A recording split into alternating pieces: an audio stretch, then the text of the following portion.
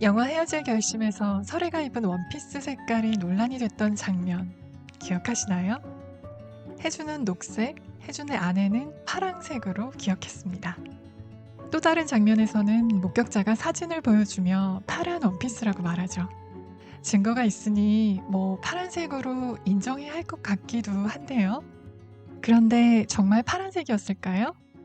진짜 원피스 색깔은 무엇이었을까요? 그리고 이 원피스 색이 의미하는 바는 또 무엇일까요?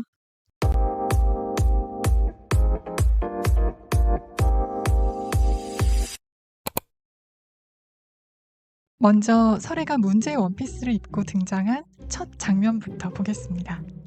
이번에 한 시장에서 혜준 부부와 마주쳤을 때 설애가 입고 있던 옷이었는데요. 혜준과 아내는 집으로 돌아와 이렇게 이야기하죠. 이쁘대 그 여자. 뭐 녹색 옷은 이쁘더라. 파랑 아니었어? 그러거나 말거나. 다음으로 이 원피스는 설애의 두 번째 남편이 타살로 죽은 것으로 의심되는 상황에서 목격자의 증언 속에 등장하는데요. 옷은 이거 아니고 파란 원피스였어요. 코트도 없이. 파랑 맞아요? 녹색 아니고? 목격자의 핸드폰에 찍힌 사진을 보면 이때 설애의 원피스는 파랑 같아 보입니다. 박신영의 대사가 이를 다시 한번 확인시켜주죠. 파랑 맞구만. 종합해보면 혜준을 제외한 모두가 설애의 원피스를 파란색으로 기억하고 있는 것이죠.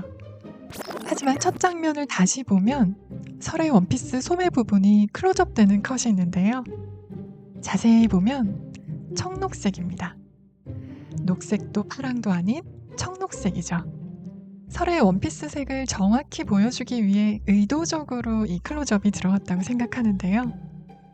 나중에 혜준도 설애의 원피스가 청록색인 걸 결국 알게 되죠. 설애의 드레스는 이렇게 녹색도 파랑도 아닌 바로 청록색이었는데요. 영어로는 블루그린, 녹색과 파랑의 중간색이죠.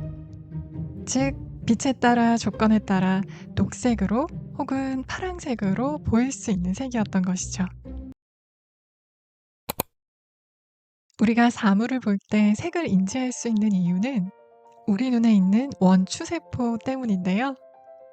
이 원추세포에는 빨강, 초록, 파랑을 인식하는 세 종류의 세포가 존재합니다. 이 중 상대적으로 파랑을 인식하는 원추세포는 빨간색과 녹색에 비해 적기 때문에 비교적 덜 민감한데요. 다시 말해 상대적으로 잘 인식되지 않습니다. 특히 녹색에서 파랑으로 가는 스펙트럼에서 두 색의 경계는 명확하지 않은데요.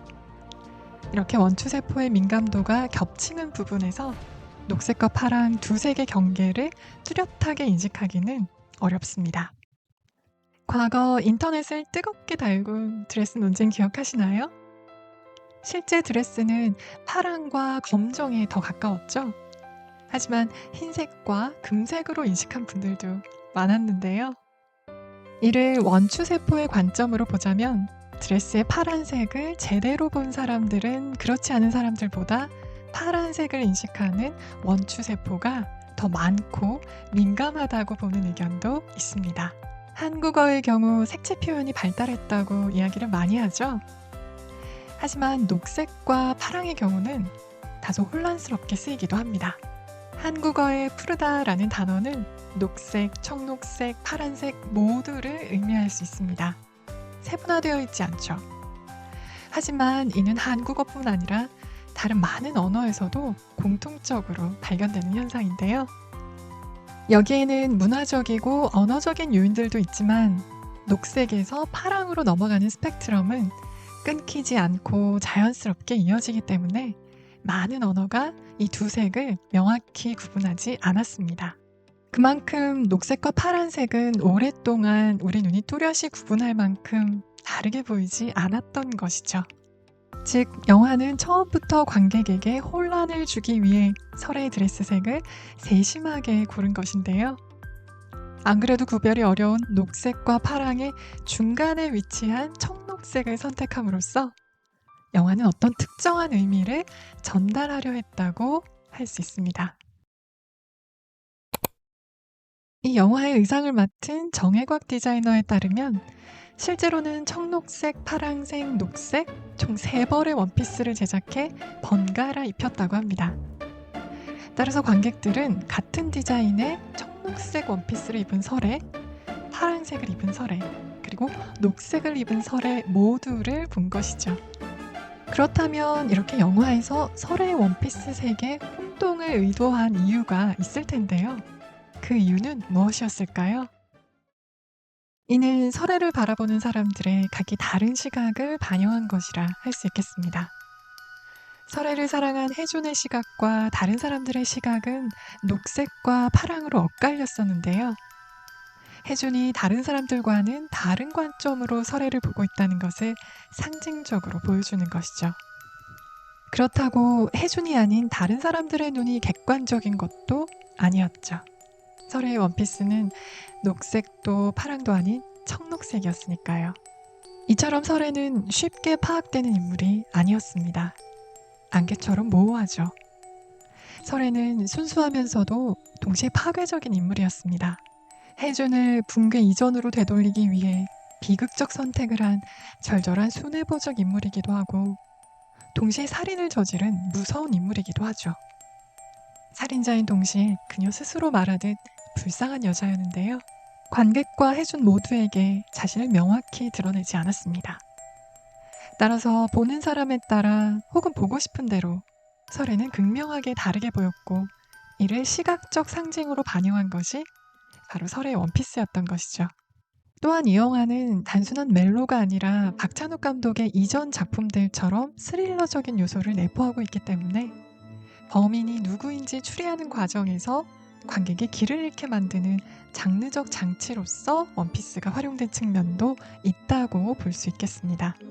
헤어질 결심은 이렇게 영화 전반에 걸쳐 불확실성과 모호함을 강조하고 있는데요. 설애의 집 벽지는 산맥으로 보이기도 하고 또 파도로 보이기도 합니다.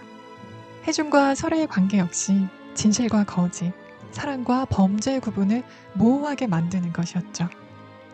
이러한 모호함의 미학은 혜준이 설애의 감정과 의도를 의심하면서도 동시에 끌리는 것처럼 관객 역시 이 모호한 경계 속에 그들에 대한 판단을 끊임없이 유보하게 만들었습니다.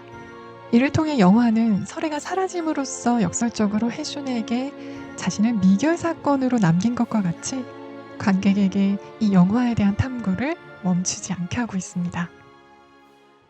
오늘은 영화 헤어질 결심에 대해서 얘기해봤는데요. 개봉한 지 좀 됐지만 여전히 포스터만 봐도 가슴이 철렁 내려앉는 것 같은 여운이 참 긴 영화인 것 같습니다. 댓글로 여러분의 감상도 나누어주세요.